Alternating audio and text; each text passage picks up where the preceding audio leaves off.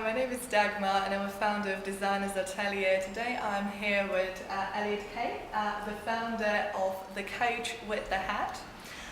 Growing up in a war zone, Elliot made a promise to himself that he would do anything that was in his power to help others create an internal peace and balance.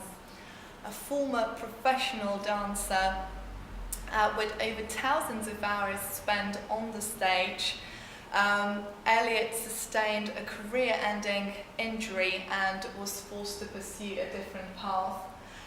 Third prize in the Britain's Next Top Coach brought The Coach with the Hat a national recognition, and Elliot is also an author of the book It's Your Right to Be Wrong.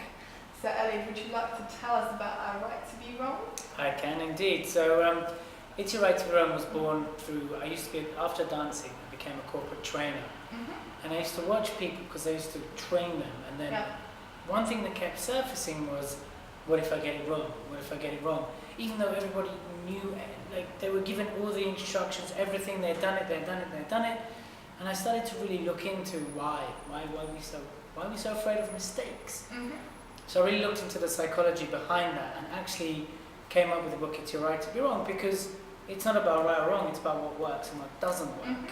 But we're so consumed by right and wrong, good or bad, that it actually stops us from taking action. And within my purpose, to help people find inner peace, part of the consumption of people's fear is the fear of the mistake. So if I can help people get over that, then I'm serving my purpose. Okay, so many people, as you said, are extremely fearful, and many of them do actually stop and decide not to pursue their dreams. So, is it worth it to pursue your dreams? always worth pursuing your dreams. Absolutely. I mean, if you look around us right now, especially in this economy, a lot of people won't step out of what is safe. But most people won't step out of what is safe. Times are extremely uncertain. Exactly. And uncertainty lives in the fear. Uncertainty is a fear-induced state. So people won't step out, even in good times, because they're scared of getting it wrong. But actually, you look at all the successful people across history, they've all got it wrong, but they've all learned from it, or they've all made mistakes, but they've taken away what works and what doesn't. And that's very much the focus of It's Your Right to Be Wrong. You know, it's good things. I heard an amazing New Year's resolution. It was brilliant. It's like, this year I promise to make better bad decisions. Oh, that's great. Yeah, and I thought, wow, what a great New Year's resolutions. Because, you know, also right and wrong comes a lot with social stigma, social connotation. And I don't believe that if you're truly serving your values, right or wrong comes into it. Yeah. So you'd like to get people out of that one-sidedness? Yeah. Yeah. Absolutely, because what happens is we close ourselves off. So when I talk in my seminars or my talks, I talk about, you know, first of all, we box ourselves into a certain way of being. Yeah. And in that way of being, it's actually very much dominated by pain, judgment and punishment. Now, under pain and judgment and punishment is induced from getting things wrong. And that starts from our very early conditioning years, where we learn very young that getting it wrong has consequences. You know, when you did something wrong, you got slapped by your mum or your dad. Yeah, and then when you went to school, when you got the homework wrong or you didn't do it, you were punished.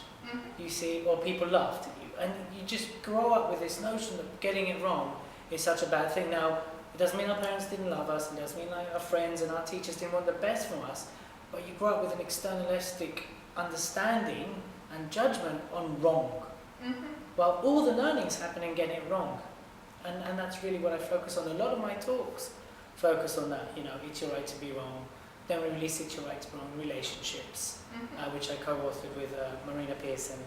And that very much looks at how right and wrong unbalances a whole relationship. So if we're in a relationship and, you know, you won't make a decision because I'll always have a go at you for making the wrong decision. What does that do to the relationship? Okay, so what would happen if we just took those labels out, you know, the right label or the wrong label? Because in the end of the day, isn't everything just an experience that helps us to grow? Absolutely. At the end of the day, that is an absolute spot on. If we took out right or wrong, now I just want to get this very, very straight. It is wrong to kill people, and it is wrong to blow things up, and it is wrong to, you know, manipulate people. That's not the kind of right or wrong we're talking. Those are moralistic. I'm talking about your ability to take action. Yeah. And your ability to be present and your ability to be. If we took all that... Despite of failure, let's say, or repeated failure, or something that someone had decided to label a failure. Yeah, exactly. If you remove that, then it became an action that either did or didn't work out in plain beans. Yeah. You know, and it's like, okay, why did it work or why didn't it work? And then you learn. Now, I spent a year interviewing entrepreneurs. I just went from, I set up a radio show and I interviewed lots. I mean, some very big, you know, entrepreneurs to, you know, not so big in terms of, you know, success. And every single successful one or every driven entrepreneur understood one concept. And there's only ever feedback. No matter what they did, there was feedback. No right, no wrong, no good, no bad. Whatever they took wholesomely was feedback. And Branson's a very good example of that. His business works out, great. It doesn't, why? Feedback, move on. He doesn't personalize everything. He doesn't go, oh my God, I'm such a failure, I'm such a bad person, I'm a terrible mom. Doesn't create a story around that, you know, as many people do. Yeah, exactly. They don't go into, you know, victim, oh my God, I wasn't born, I wasn't hugged, I wasn't this. You know, they just go, okay. And that's the fundamental thing that a lot of very world-class successful entrepreneurs understand fundamentally. That whatever they do, there's feedback and they will learn and grow, whether it works or not. So would you agree that we are really here to learn how to be free from a response to a situation? No, because responsibility is the ability to respond. Now there's healthy responsibility. And once again, if we go back to successful entrepreneurs in my own experience as well, building a business, you know, I watched my business fall flat on its face last year and I had to go back to basics. And what responsibility do I take in that?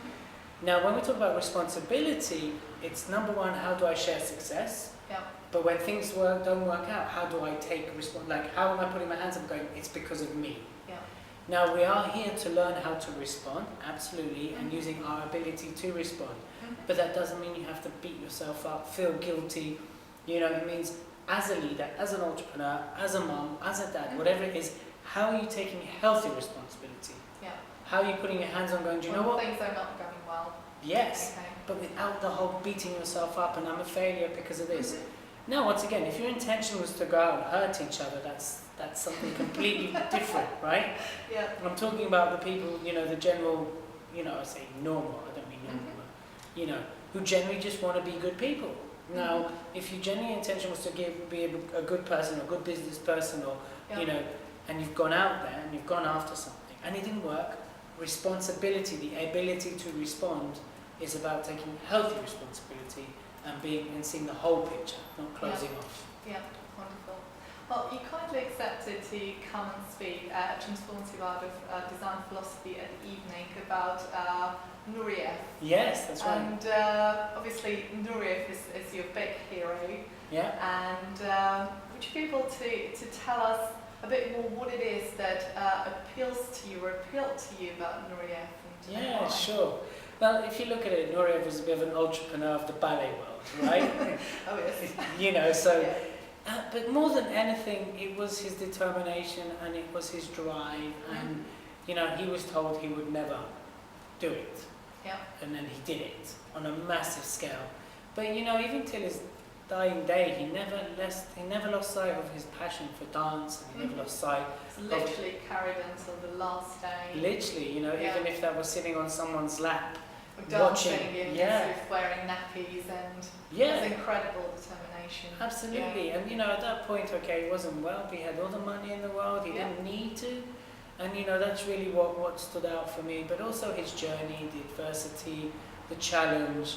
You know, he was up against it, and he did whatever it took to follow his passion. And if that meant, at the time, being very controversial and defecting, that's what it takes. You know, when I work with a lot of my clients, I work with business owners, I work with peak performers, I'm like, what are you willing to do to get there? That's one of the questions I ask people. You know, what are you willing to do? Are you willing to turn your life upside down? Because sometimes that's what it will take for you to succeed. We know about you that obviously you were a former professional dancer, and that you were forced to pursue a different career path. How was it for you? Good question. You know, now I'm a lot more at peace with the journey, and I realised that being a dancer was part of the journey. Mm-hmm. But of course, when I got injured, I went to quite a dark place because everything I'd fought for, everything I'd invested. Time, energy, effort into pursuing your dream, which could not materialise in the end. Yeah, partially materialised, but could not really grow in a way which you had imagined. Is that correct? Yeah, absolutely.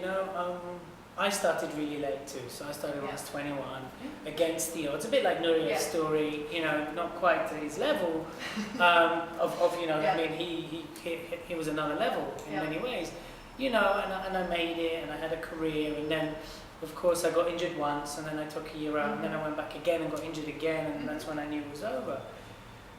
So it was tough, because without the fluff, it's like I'd watched everything around me that I'd fought for, believed in, wanted to be, and my body caved in, and I was like, angry at my body, angry at myself, and that's what took me on this path. But in many respects, now I look back and I'm like, okay, it was part of the journey. It wasn't the journey. And I still have an eye and a passion for dance, although I'm not as involved, but I'm definitely involved in the performing world. And we're looking to branch out a little bit and work with a lot of sort of rising stars and celebrities as well. But yeah, and the funny thing is, without, cheese, but, I'm incredibly grateful for that. Yeah, because obviously it brought you where you are now. Yeah, absolutely. Yeah, and as you said, it was the essential part of your journey of self-discovery. Self-discovery, yeah, absolutely, and that's what it's about a lot of times. Okay. Now, would you say that people do struggle these days with authenticity, and they do struggle with their own self-expression? Yes, absolutely. You know what? This is one of our core philosophies. Yeah. Authenticity comes from serving your values and your purpose. Yeah. Now, there's no right or wrong, good or bad. However, when you are true to your values, you are the most authentic you could ever be. Most powerful? Most powerful, absolutely, and most certain. Although, within balance, where there's certainty, there's uncertainty, where there's power, there's disempowerment. But to be authentic is to be in line with your values and serve them. And a lot of people aren't aware of this. We don't really truly understand how much our values drive our behavior. A lot of people, if you ask someone what your values are, they go, well, I'm honest, I'm congruent, I'm ethical. And those are traits. Those are external influences on you. However, most people aren't true to their values because they're not aware of them. Because, we're brought up in a system, and we're trained in a system, and then we grow up and we develop our patterns according to a system. There comes a point where you've got to understand why you push things away and why you keep things close, and that's value. And I think a lot of people aren't authentic, not because they're not good people, because they're not aware of their values. Or they want to squeeze their values or other people's values into them, and it doesn't work, it creates conflict. So could we bring the fear back into this? Fear has to exist. Fear has to exist. We have to have fear. I think fear, a lot of people fear, but you've got to have fear. Fear keeps you grounded, it's a good thing. But when fear stops you from taking action, it's not a good thing. That's when the growth can't happen. Exactly. And that's when you retreat. So, did you know that the chemical release between excitement and fear is the same? Right. So what's different is the association we do it. So you can either be really excited or really fearful.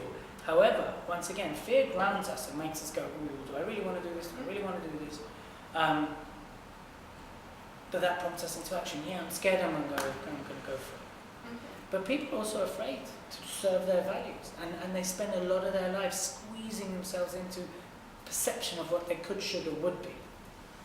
Is it because of, let's say, also conditioning that we've experienced in schools? It's conditioning we experience in schools, your education, your environment you grew up in, your experiences in life. And I think generally it's because we're taught, women are taught to be nice and good and, be polite and be quiet, you to be seen and not heard, and, and men are taught to be the big hunters and the big muscly and the big this, generally speaking, But then, of course, there's a culture diversity within that. So, a culture that's from Eastern Europe will be different from Western Europe, and the USA, Southwest. that will also help influence our values. Yeah. And because it's so diverse, I mean, no one has the same values. But because we're taught to think this way versus who we are. Yeah.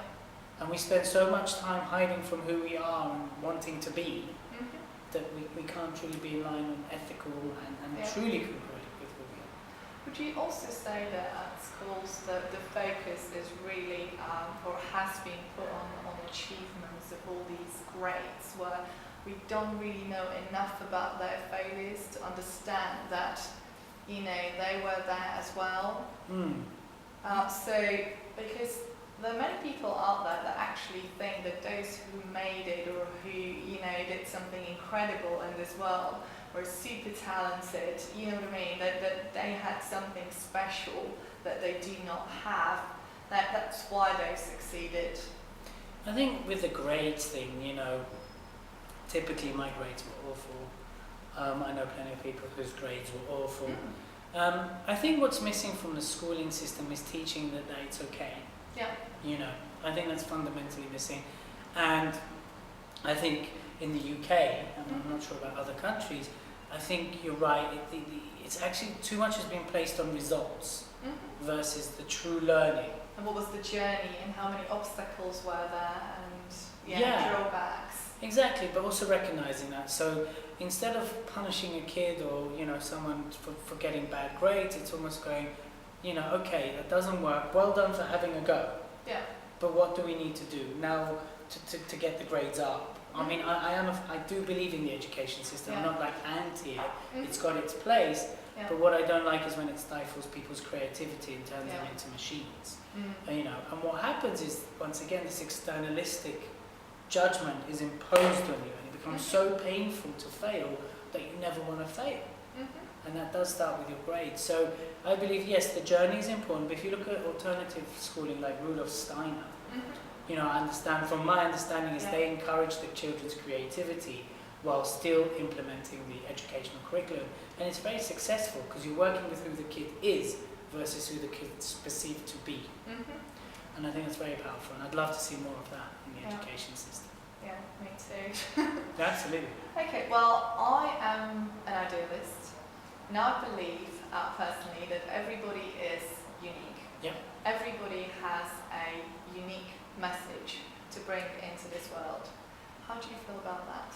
I agree, and I don't mean that, in my Holly, I talk about Hollywood stuff in my books, and I use my talk as well. I truly believe everyone is unique, and I mean that in a grounded way, and I think everyone does have a unique message. Absolutely, I completely agree. But we've got to play different roles in this universe, we have to. So some people are the ones who shout out the message, and some people are the ones who support the people shouting out the message. It's all okay, we all have roles in that respect. Different ways of expressing Absolutely.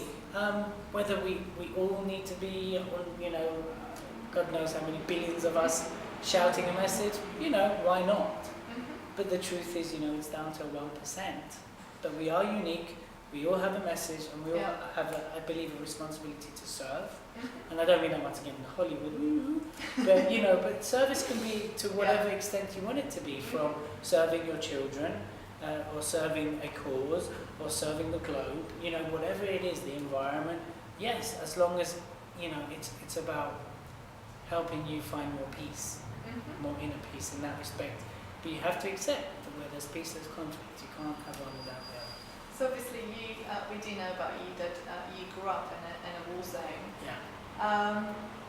And this is something that is, would you agree, it's driving you? Is that your drive? Because that's what you have actually perceived missing in your childhood, not having the peace around you. Yeah, I think as well as a driver, it's a condition. I mean, I can't say that it didn't condition a lot of way. When you grow up in an environment where at any given moment anything can happen. Yeah, literally, much more magnified than other places, and then you really truly learn to appreciate time in a different way. But definitely, it is one of my drivers. Last year, once again, I remember throughout February and March, every day going, this isn't about me, this is about my purpose. And I was lying there at night, I had at the time no money, no income, I'd lost my clients, there's lots of stuff going on. I'm not saying it's just the way it was, but used to wake up and go, this is about my purpose. You know, stop being selfish. You know, this is about getting your purpose out there, which is helping people have more inner peace while dealing with conflict. Yeah. And yeah, growing up in a war zone and having, you know, a continuous, wherever you go, you know, in the news, in the papers, people are talking about it. You're never too far from someone being abducted and murdered. It's just the way it is. I'm not siding with anything. It makes you understand, and I don't know if it was a lack of peace in my life, but it's definitely a massive presence of conflict. And obviously, when you meet with your clients, what do you feel is their number one challenge that they struggle with? It's a very good question. Number one, I find. Why do people approach you? Why do people approach me? That's a great question. I'd love to know the answer to that. Yeah, what sort of client comes to you like, I must get to touch, you know, I must get in touch with Elliot. Elliot is the man. Interesting. Right now, the people that are approaching me are small business owners. And they're small business owners that want to go to the next step. That's primarily right now my main market. My clients are all small business owners who want to get going. I believe their number one challenge is a confidence or belief. It's being able to see what's next. And I work with them beyond that. And while I'm getting them to see what's next, I give them the tools and the mindset to step into it, but also give them tangible steps to get to what's next. So with me, they get a double course. So we work on the head, the mind, and we go, okay, this is what needs to happen to your business. So right now, it really is small business owners, and you know, it's a good question. I was thinking, what is it? And that's what it is. It's small business, and they can't see beyond or why they're doing what they're doing. So just opening it up for them and sort of helping them to see the bigger picture. Yeah, and sustaining it, you know. So I do 6 sessions minimum, you know, because also I want to empower people to empower themselves. It's not, I don't want to keep a following or people with me for 5 years, you know, and one of the, you know, most of the time spent on grounding people. It's like, okay, they come with me with these bubbles of illusions and this and that. Do you know what I mean? And what I spend right and wrong. Right, wrong, good or bad. I have this idea. I'm like, okay, and I always break it down. What's our quick wins? What's your quick wins right now? We can look at medium, and most people come up and they've got medium and long term. But then I'm looking at the now, and half the time I'll sit there and go, wait a minute. So you've got all these plans. What's bringing in money? This and this. So you can't feed yourself right now, or you can't pay your rent. Yet you're thinking about 6 months from now. So it's really about grounding them and moving them forward. That's wonderful. Balancing them out. Would you also agree that it is useful for us to understand our own unique formula? Yeah, absolutely. I mean, being a coach, really, or facilitator. So, I mean, I'm not a traditional coach in many ways. You know, someone said this beautifully. Someone said, I'm like Marmite. Where they love or hate me. The good news is most of my clients hate me, but then love me throughout. Well, because, you know, as a coach, you know, I'm there to point out people's flaws, what's not working, and then, but also to work with it. Exactly. Well, exactly. It takes this out. I mean, me too. I have coaches, and they point out to me all the time. But to get there, that's why my coaching isn't stuck in it. Like 1 to 6, we do exactly this. I'll always meet the client first, do coffee, they do a form that they fill in, and then they send it to me. From that, I look at what they need. Are the tools the same? Yeah, but it doesn't mean they get there the same way. But I really have to sit there, and you know, you could come to me and you've already got a business, and your next level is to go between the 2 million and 5 million mark. For example, well, I've got some people I'm working with, and they can't even break 1,000 a month because of the mess they're in. And that needs a different type of coaching. So obviously you do need to get to know people in order to help them. Relationships. It's all relationships. Building relationships and understanding people. Okay.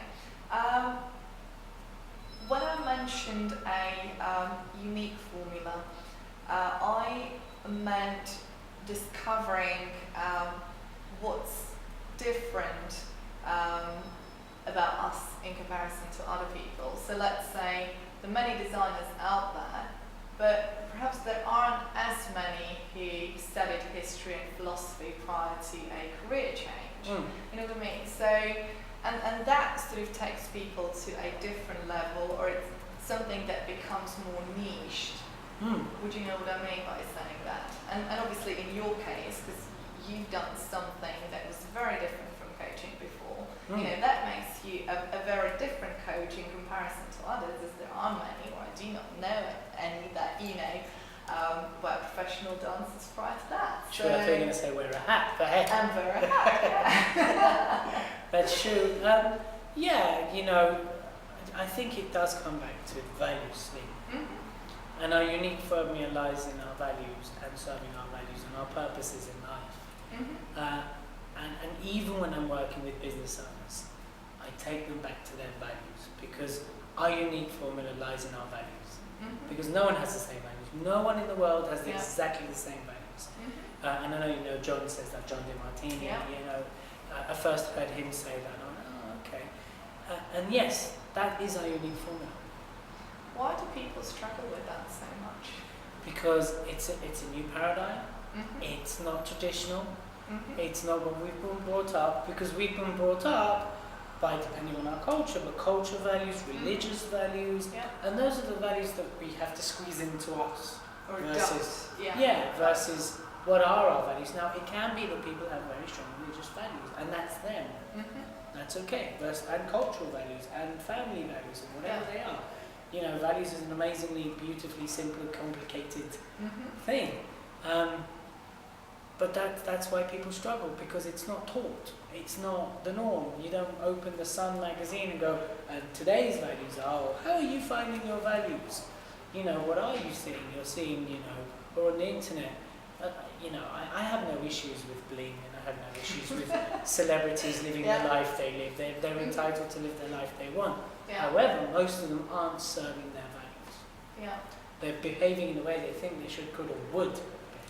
Would you say that people are afraid of their greatness because of the celebrity culture, meaning that some people have been put on a pedestal? I think people are afraid of their greatness because they're afraid to fall, more than the celebrity culture. I think, you know, it really is that whole, well, if I dare to shine, I can get it wrong. The great success equals a great failure. I'd love a great success, but I'm afraid of a great failure. Absolutely. And not only getting it wrong, of course, once you put yourself into greatness, you're into great judgment. So you're exposing yourself. You need to be vulnerable. Whatever that greatness is, I mean, you know, a lot of people associate greatness to, you know, being on stage or, you know, in front of thousands of people. That's not how you have it. You have to be great. There's other ways you can be great, you know. And you can be great within a certain community, you can be great with a certain culture, you know. A lot of the great innovators are incredibly lonely people because they're ahead of their time. You know, so there's many ways to be great, but people are afraid to open up and be great because it's safer not to be. What makes you think, why do people minimize themselves? Once again, I can see many people doing that. When I work with my clients on being balanced, I always ask them, why are you making yourself smaller than the situation? We are taught to minimize ourselves. You know, the hierarchical culture we get brought up into, even it's from kid to parents, you know, we respect our elders, which is a good thing. However, by doing that, we're making ourselves small. We grow up in an idol culture, you know, I idolize this person, and we make them bigger than us. You know, this person achieved this, oh my God, little me, big me, you know, especially with the celebrity culture and the sporting culture. You know, it's okay to look up to people, but not in the way that you make yourself small. So continuously we're put in these situations where we're supposed to be smaller. When you're an employee, you are smaller than the manager. That's what I wanted to say, exactly, and that's how many people start their working life. With the whole hierarchical structure being in place. And obviously after they've encountered a few failures, they kind of feel like, well, that's where I belong. I can't really go any further. Exactly. Little me. Little me. You know, and that's the thing. So even when you're a manager, you've got to respect your manager, and then, you know, the CEO, and if we're looking at a corporate thing, or, you know, back to the basics. I could never run a business. Why? Well, because I've never done it. Yeah. Little me can't run big business. Well, that's not true. It's the greatest thing you've never run a business because you don't have all this experience. Or the baggage. Or the baggage, yeah, absolutely. But you know, we are put in a culture that minimises us. Unfortunately, if you let them, of course. If you let them. Yeah. You know, and that's why. And I see a lot as well in women, you know, unfortunately. When I worked a lot with Marina, I realised a lot how many women make themselves small in a relationship. Okay, well, would you like to tell us about that? Well, it's interesting. It comes back from a lot from being daddy's girl, and being a nice girl, and nice girls don't do this, and nice girls don't do that. And very much, if you think about that growing up, and you know, I remember when I was writing the book, I remember observing a lot of people from it. And I remember sitting there, I was in Liverpool at the time, and I remember these grandparents telling their granddaughter, you know, good girls don't do that, and nice girls don't do this. And you know what? If you don't eat your dessert, the plane won't take off because of you. And I was just thinking, wow, the amount of, even though it's kind of innocently done, that the subconscious programming, that and now and that happens a lot. And I've watched a lot and spoke to a lot of women. And if you think of your growing up as a woman, women are subjected to that a lot more. You know, boys are expected to be angry and messy and abusive and rude and smelly and, you know, and it kind of makes it okay, but it's not. It's more acceptable. Yeah, it's more acceptable because but women aren't. And, you know, there's a lot of inherent pressure. So when it comes down to a relationship, the model you've had of the world will construct how big or small you make yourself. You know, and it all depends, of course, in your values, but also what you've seen. So if you've been groomed to be nice and be quiet and be shy and be good, and you'll either explode. But then when you enter a relationship, because of your experience, it's like, I'm a good girl, I'm a nice girl, even on a subconscious level. You know, and then you break yourself smaller. So when it comes down to the argument, you know, a lot of women, because I think they're just a bit wiser in the sense that they think, well, if I let him get away with it, he'll just shut up. But then also because they minimize. I think that's what many people do, just leave others to push the boundaries, and obviously by doing that they're giving the power away. Yeah, absolutely. You know, and there's a difference between defiance and standing there in certainty. But I think that's very much the case, you know, and I can't answer that because they're my manager, and I can't answer that because he's the CEO. And, you know, I always say you can, it's how you do it. You know, you can express yourself as long as you express yourself in a respectable, in a dignified way. Then most times, 95% people will listen. You might not get the answer you want, but they'll listen. But if you come all guns blazing, or you come from a place of victim, then people will anger. Then people will generally shut down or not be interested. Or the response you get is guilt-ridden. So it's not even a true response. It's, I don't want to offend you, I don't want to hurt you, so okay, let me do this. Just stop crying, or just stop doing this. And it's not generally like, okay, how do we solve this? And also because a lot of people don't want to put the hard work into what it takes. So would you say that people would prefer to have an easy life to a life where they could be true to themselves? Well, you know, how easy is it easy? I mean, you know, to me, getting up every day, serving someone else's values, making someone else wealthy, investing, you know, 10 hours of my day doing something for someone else, is that easy? I mean, in my mind, certain for a certain period of time. It's got. So I agree. I mean, look, yes, I think people, but I do think that it's still not an easier life. I think you have certainty, you have security in many ways, but now even you don't have that.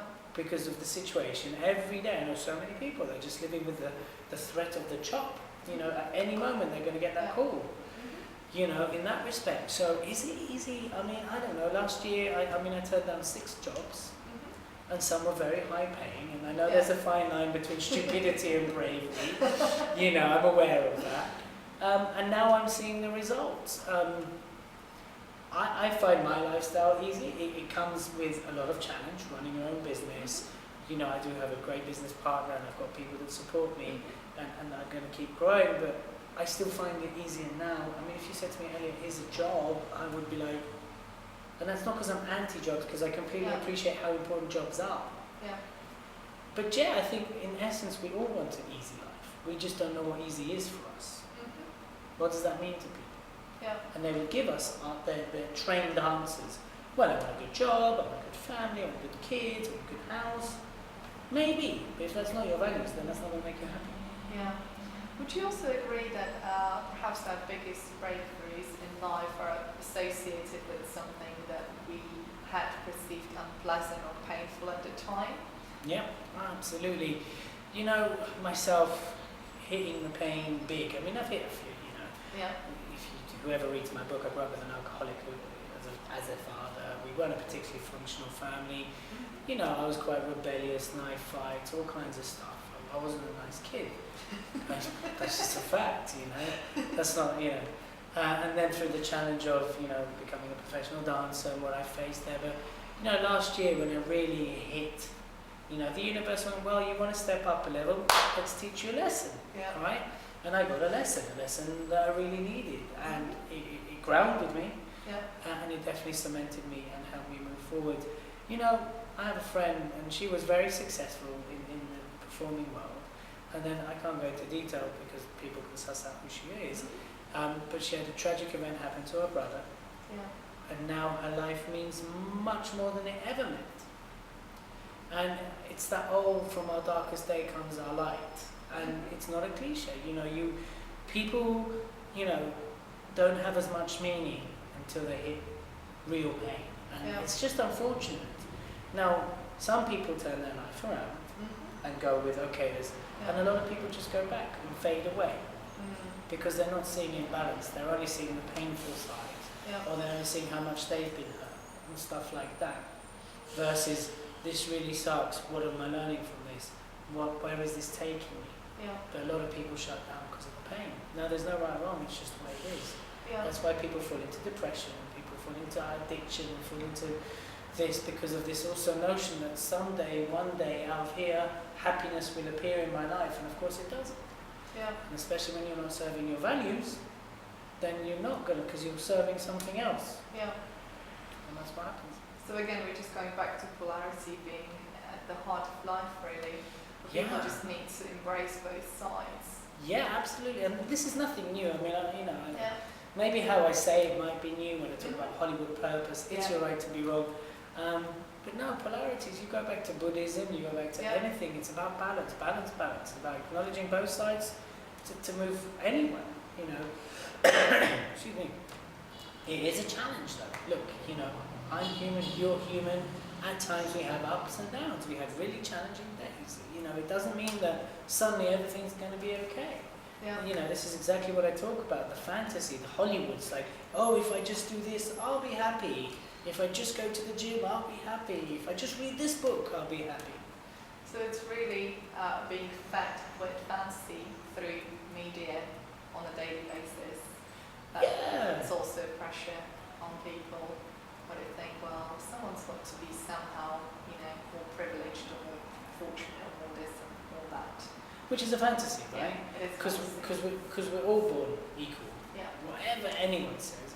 And no one's get put in, you know, you go to the successful line, you're going into the unsuccessful line. And, you know, and that's also, you know, we grow up, we're taught about fairy tales, we're taught about happy endings, you know, and very quickly, even in stories, it's like, oh, and then he decided to do this and everything was okay. And then we take that into our life and we go, well, if I just do this and I just start going to the gym, then everything will be perfect from now on. Exactly, or, you know, we'll just have a baby, or I just need to get over this thing. And the truth is, it's continuous work. It's, you know, you don't go to the gym and suddenly become muscly after twice or three times. You don't lose weight just like that.